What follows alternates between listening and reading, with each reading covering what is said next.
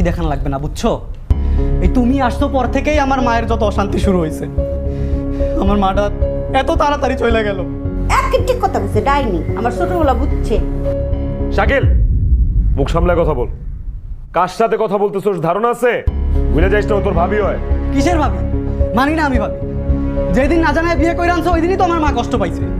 আর আনছো তো আনছো একটা ডাইনি বিয়ে করে আনছো। আমার মাটারে খাইয়া দিছে। আজকের আবারে খাইয়া লাইছে। কি কইলি তুই? তোর ভাবিরে ডাইনি কইলি? শেষবারের মতো কইতেছি, ঠিকঠাক কথা কইতে পারলে কবি, নালে কবি, নাহলে কিন্তু আমি ভুলে যাবো যদি আমার ছোট ভাই। কি করবা? মারবা? মারো। এই শাকিল, কি শুরু করছো তোমরা? আম্মা মারা গেছে। এটা একটা মরা বাড়ি, আর এই বাড়ির একটা সুনাম আছে। আল্লাহর দোহাই লাগে এই বাড়িটারে তোমরা বস্তি বাড়ি বানায়ও না। যাও গিয়ে নামাজ কালাম পড়ো, দোয়া দুরুদ পড়ো, আম্মার আত্মাটা শান্তি পাবে। এরকম কুকুর বিড়ালের মতো আচরণ করলে আম্মার আত্মা তো কষ্ট পাবে, এটা তোমরা বুঝো না? এখন যাও, যে যার যার ঘরে যাও। আর সজীব, বড় ভাইয়ের কাছে মাফ চাও। কিসের ভাই?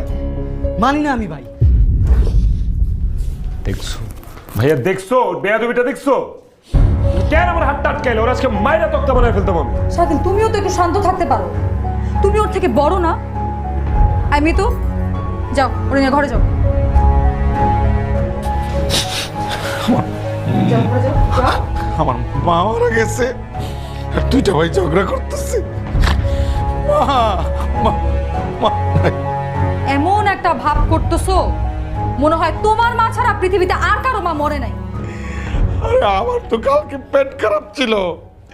মা জিজ্ঞেস করছে, সৌগত তুই বাথরুমে যাস? তাই আমি দুইবার গেছি। এখন আমার খবর কে নিবে? মা নাই। দূর বলো, তোর লগে আমার কত কত স্মৃতি সব বাদ দিয়ে তুই তোর এক পায়খানার কথাই মনে পড়লো। তোর পায়খানা ছাড়া আর কোনো স্মৃতি নাই?